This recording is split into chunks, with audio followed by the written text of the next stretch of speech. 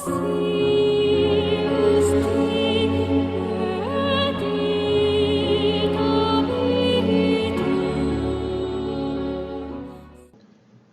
this. It's 2011. You've just arrived home from a long day of high school. You're actively trying to clear your head of algebra equations and postponing reading the next chapter in Lord of the Flies.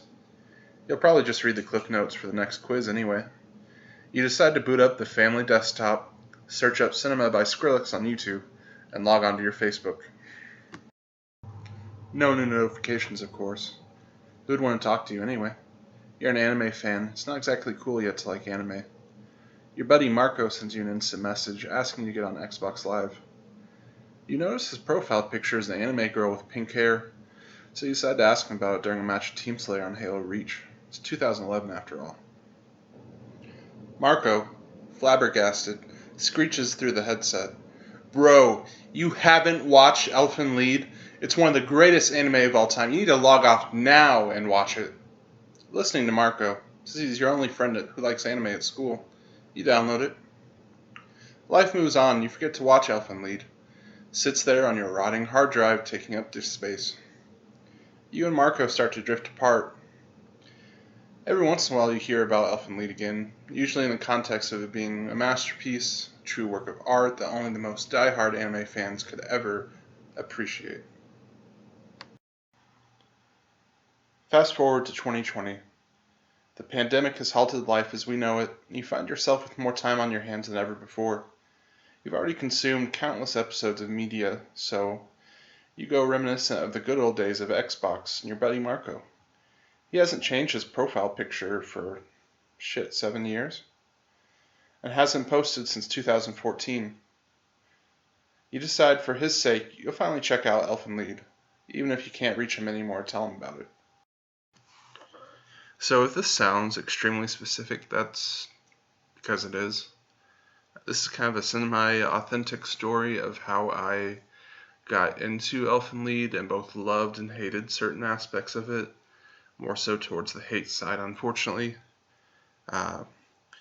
My friend's name isn't Marco, because should he use his real name, so I didn't. If you want to watch the show yourself, you're more than welcome to. So let's go.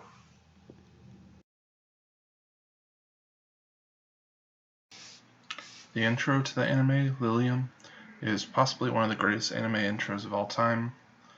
The song is beautiful with haunting vocals bleeding effortlessly into violin. I'm going to play a clip of that so you can actually hear it.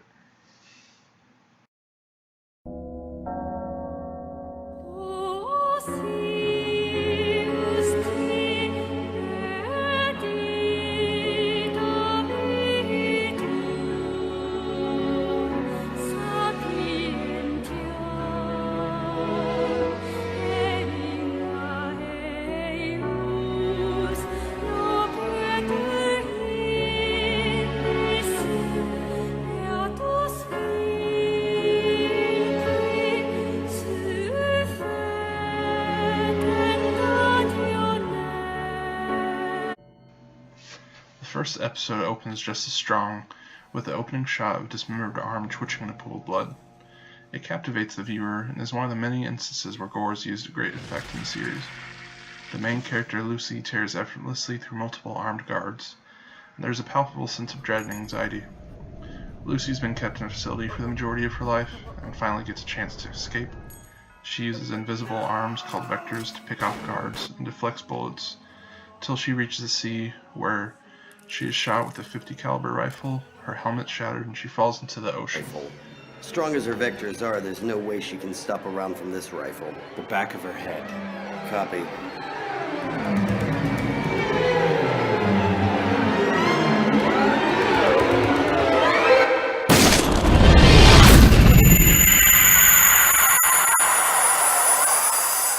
God damn it! She's still alive!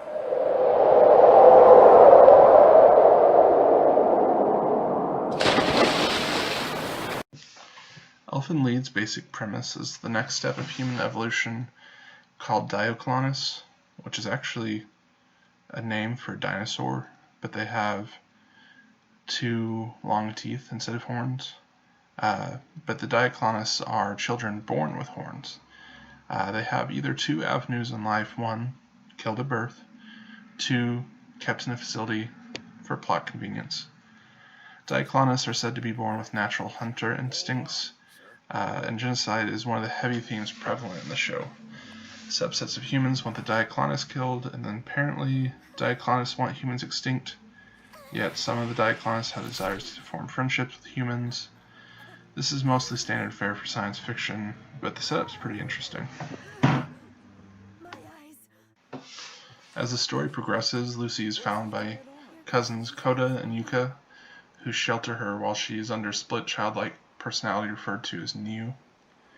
She's called this because she repeats it constantly.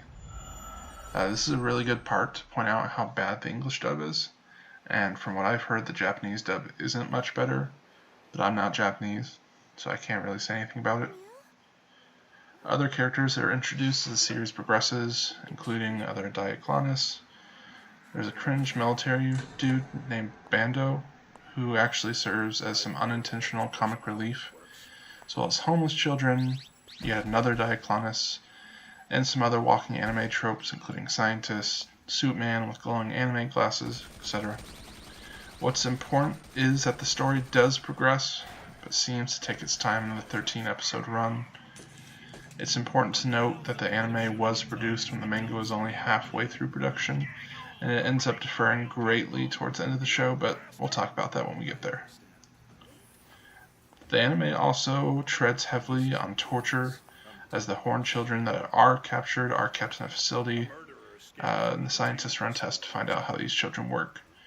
There are no ethical boundaries here, and the children are bound, shot with steel balls, and stripped for some reason. It's only natural when the children escape they do cause mayhem. The show doesn't shy away from death, including children, and this is when it begins to desensitize the viewer with the over-the-top violence. While the introduction uses violence to great effect, the repeated dismembering tends to lose its edge as the series progresses. There are still instances that shock the viewer, including a scene with children and a dog, but the deaths of unnamed civilians and guards tends to become standard fare as the show progresses, and it tends to lose its impact on the viewer.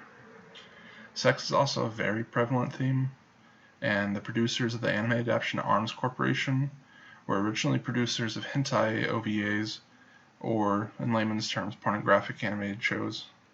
It seems natural that they'd pick up the production of the series, as the extensive nudity lends itself to their strong suits. There are also some really weird themes of incest between cousins, bizarre groping, and pedophilia that just kind of serves as a plot device for one character being homeless. It's edgy content that doesn't really serve much to the plot.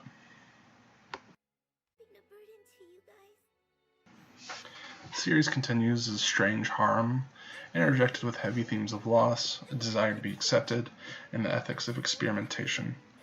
One of the major issues with the series is its constant shift in tone. I understand there needs to be some comic relief, otherwise the show would come off as too heavy and difficult to watch. But if Elfen Lied's going to throw all the bad things that could happen in the world at the wall, at least some of it needs to stick. If it stuck to its guns and doubled down on the more serious parts of the series, made the comic relief more of a relief instead of half the show, it would improve the series significantly. I know it sounds like I'm dogging on the show, but I think it's important to be critical. There's a lot of squandered potential that could be fixed if the series ever got a reboot or a second season. This brings up a point I made earlier where the manga and the anime differ. I don't know why I pronounced it like that, I'm sorry. The series was produced halfway through the manga's run, so the ending differs pretty greatly between the two. As most anime fans go, you have to be an especially diehard fan to read the manga of a series you enjoy. Elfen Lied, the anime ends with Lucy suffering an unknown fate. Her horns are shot off her head and her vectors reach the sky. We were never explicitly shown her death, but it's implied since the characters leave out a bowl for her in the last episode that she's most likely dead. However, as the scene is ending, there's someone at the gates, a feminine figure that could be Lucy, but might not be. One of the characters that serves an essential part to the second half of the manga is believed to be dead, and we come up to the main issue with most anime adaptations that don't do well. There's no second season. Anime is business, and the anime leaves multiple arcs out that were essential for the story to continue. Arcs that answer questions to the main story, and that actually give the series a solid ending. I'm not actually particular to either ending, as I think they both have their faults, but unfortunately Elfen Lied did not meet the cutthroat nature of anime production in Japan. Therefore, most viewers will remain unaware of what's to come next. Many conversations in the story would have made much more sense had the anime continued, but I'm rambling at this point. I enjoyed Elfen Lied, but not as much as I could have. It stuck with me evidently enough that I felt like making a whole video about the series, but the tired anime tropes, over-the-top violence, and untapped potential of the series kept me from seeing the work of art that everyone else sees. The series is almost a perfect allusion to my friend Marco. Marco was edgy, over the top, and frankly got on my nerves sometimes. He was still a good friend, and I saw past his faults to form a strong relationship with him. As people grow, so do their tastes, and frankly I think Elfen Lied is one of those series that's products of its time.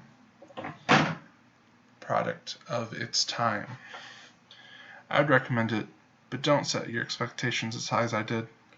I'm sure you won't see this video and be like me and wait basically 9 years to watch it. If you don't, cool. If you do, cool.